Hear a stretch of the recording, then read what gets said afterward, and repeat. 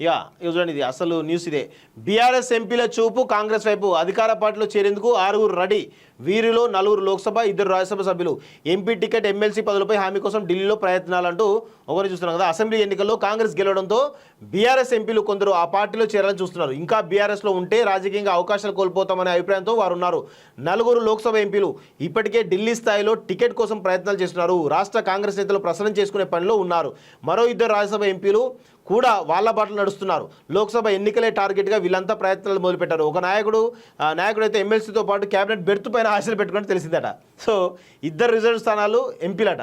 కాంగ్రెస్ చేయాలని ప్రయత్నిస్తున్న BRS ఎంపీలో reserve స్థానాల నుంచి గెలిచిన వాళ్ళు 2 ఉన్నారు.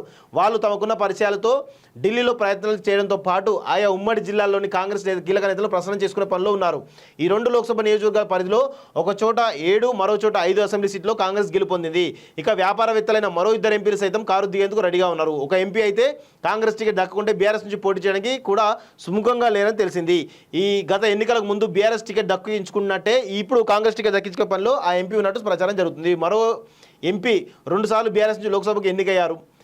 ఇప్పుడు ఆ పార్టీ నుంచి గెలిచే అవకాశం లేదని లెక్కలు వేసుకొని కాంగ్రెస్లో చేరే ప్రయత్నాల్లో ఉన్నట్టు సమాచారం. మరోవైపు 2 బీఆర్ఎస్ రాజ్యసభ సభ్యులు కూడా కాంగ్రెస్లో చేరే ప్రయత్నాలు ఉన్నట్టు తెలుస్తుంది. వారిద్దరూ ఎమ్మెల్సీ పదవుల కోసం ట్రై చేస్తూ సమాచారం. ఒకరైతే కుల సమీకరణలో భాగంగా క్యాబినెట్ బెర్త్ పైన ఆశలు పెట్టుకుని తెలుస్తుంది. ఆయన బీసీలోని ప్రధాన కులానికి చెందిన నేత కావడం, ఆ కులం నుంచి గెలిచిన కాంగ్రెస్ ఎమ్మెల్యేకు మరో పదవి దక్కడంతో మంత్రి పదవికి తనకు వస్తుందని లెక్కలు వేసుకున్నట్టు తెలుస్తోంది. సో 2 రిజర్వ్ స్థానాలట. ఏందో మరి కథ. Mahabubnagar MP Kavitha, Warangal MP Pasuru Dayakar, Peddapalli MP Venkatesh, అదేవిధంగా Zaheerabad MP BB Patil, Medak MP అంటే ఆల్రెడీ ఎమ్మెల్యే అయిపోయిండు, అలా మాకేం చెప్పడానికి లేదు.